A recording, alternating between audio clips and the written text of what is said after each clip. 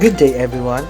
Welcome to another episode of Jetty's Kitchen, a quality that everyone deserves. For today's video, I will show you on how to make cupcakes. And here are the ingredients. 1 1/4 cups all-purpose flour, 2 whole eggs, 3/4 cups white sugar, 1/2 cup softened unsalted butter, 1/2 cup buttermilk, and 1 teaspoon of salt, baking powder, and vanilla extract.